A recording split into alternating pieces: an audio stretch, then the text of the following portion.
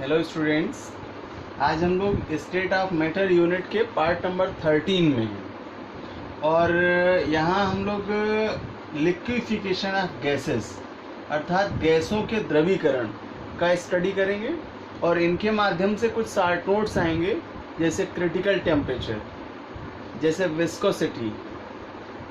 तो इस टर्म से रिलेटेड शार्ट नोट्स का स्टडी करेंगे, इनके डेफिनेशंस को जानेंगे, कुछ एग्जांपल्स की भी चर्चा करेंगे और यहाँ से हम लोग लगभग लास्ट में हैं इस यूनिट के, और इसके बाद फैक्टर का स्टडी कराते हुए इस यूनिट को एंड करेंगे, फिनिश करेंगे। स्टूडेंट्स, लिक्विफिकेशन ऑफ गैसेस के संदर्भ में जब हम स्टडी करेंगे तो कुछ मुख्य बिंदु हैं जिनका आपसे डिबेट करें और एक्सप्लेनेशन भी करें, डेफिनेशंस भी निकालें। जब हाई प्रेशर और लो टेम्परेचर यानी उच्च दाब और कम ताप पर आइडियल गैसेस ली जाएं तो ये आदर्श गैसें अपने बिहेवियर से डेविएशन प्रदर्शित करती हैं, अर्थात विचलन प्रदर्शित करती हैं। तब हाई प्रेशर पर यानी उच्च दाब पर गैस के अणु, चूँकि अणुगति मॉडल में हम लोगों ने देखा था कि जो गैस पदार्थ के अणु हैं वैसे तो वो दूर दूर होते हैं, लेकिन हाई प्रेशर पर गैस के अणु पास हो जाते हैं और उनमें अट्रैक्शन फोर्स आ जाता है।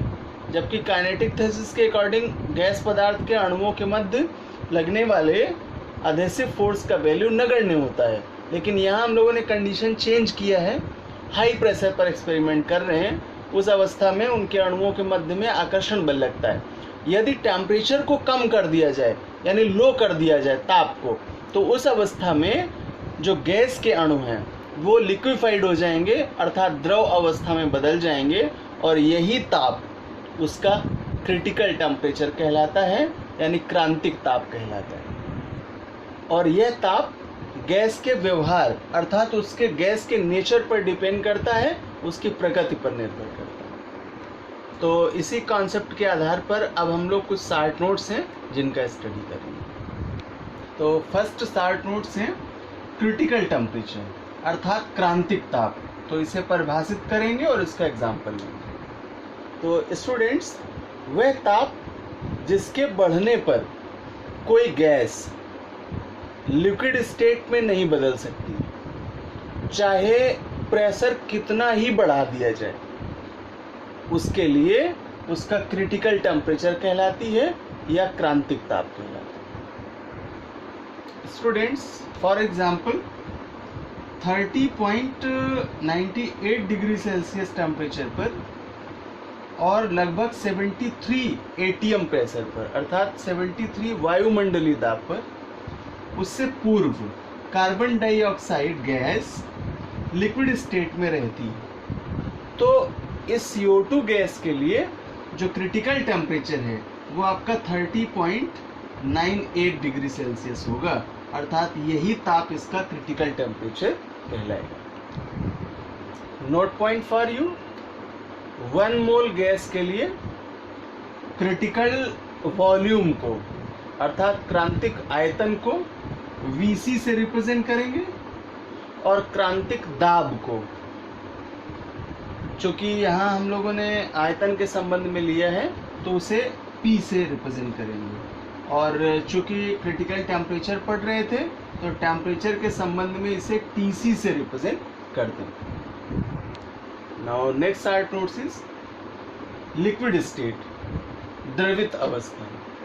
तो यह पदार्थों के संदर्भ में है और एक अपने आप में फिजिकल स्टेट है जिसके कुछ महत्वपूर्ण बिंदुओं का डिस्कशन करेंगे। स्टूडेंट्स, द्रव अवस्था में मॉलिक्यूल्स के मध्य में जो अट्रैक्शन फोर्स है वह बहुत अधिक होता है, लेकिन ठोसों से कम होता है।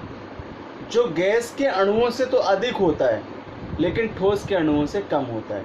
तो अगर हम तुलना करें यहाँ, तो जो द्रव का वॉल्यूम है वो निश्चित हो जाएगा अकॉर्डिंग टू काइनेटिक थीसिस, जबकि गैसों का नहीं होता है।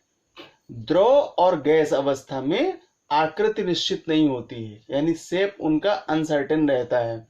द्रव अवस्था में द्रव के अणु लगातार गतिशील होते हैं, मूवमेंट करते हैं, और अणुओं की औसत गति तापमान के अनुक्रमानुपाती होती। Now next chart notes is vapour pressure, वाष्प दाब। तो इसे डिफाइन करेंगे स्टूडेंट्स। किसी ताप पर द्रव के साथ वाष्प द्वारा यानी स्टीम द्वारा जो उत्पन्न प्रेशर है वही उसका वेपर प्रेशर कहलाता है या वाष्प दाब कहलाता है। वाष्प दाब की प्रबलता द्रव की प्रकृति पर तथा उसके टेम्परेचर पर निर्भर करती है, जिस पर किसी द्रव का वाष्प दाब बाह्य दाब के समान हो जाता है, यह उस दाब पर उस द्रव का क्वथनांक कहलाता है। अर्थात इसे बॉइलिंग पॉइंट्स भी कहते हैं या क्वथनांक कहते हैं। Now next our notes is surface tension, पृष्ठ तनाव। तो इसे डिफाइन करेंगे और एग्जांपल लेंगे। Students, it is well known fact that liquids assume the shape of the container. Why? Is it then small drops of mercury from a spherical bead extended the spreading on the surface? Why do particles of soil of the bottom of a river remain separated but they stick together when taken out?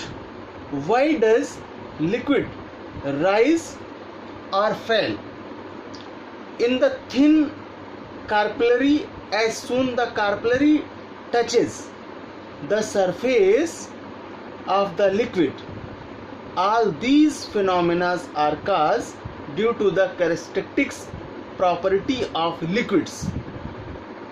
This property is spatially known as surface tension.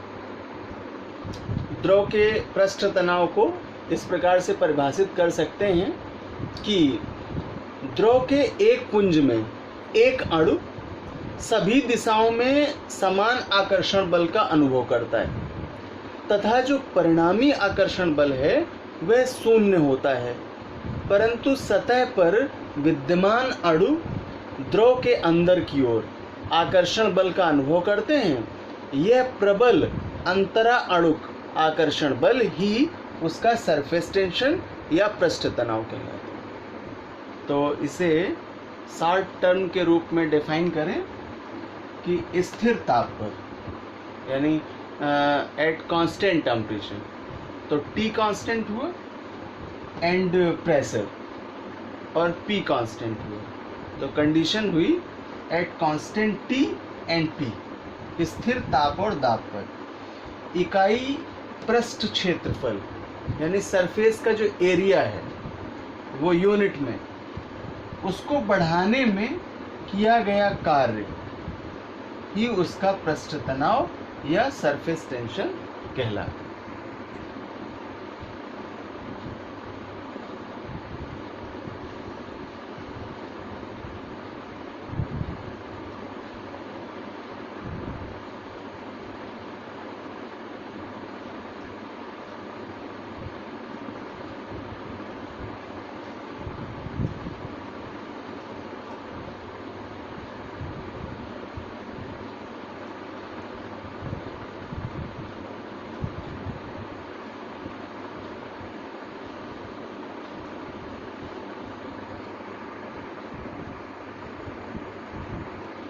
तो students, short notes को आज complete करने के बाद हम लोग next class में factors की तरफ होंगे और फिज़िकल फैक्टर्स यानी भौतिक कारकों का स्टडी करेंगे और इन्हें ग्राफिकल मोड में अर्थात ग्राफ के माध्यम में इन्हें निरूपित करेंगे, विथ डायग्राम लेआउट पढ़ेंगे, टर्म कंडीशंस को भी सीखेंगे और साथ ही साथ इन भौतिक कारकों का क्या प्रभाव है यानी इफेक्ट ऑफ फिजिकल फैक्टर्स, इसका स्टडी करेंगे और देन इस यूनिट को फिनिश करेंगे।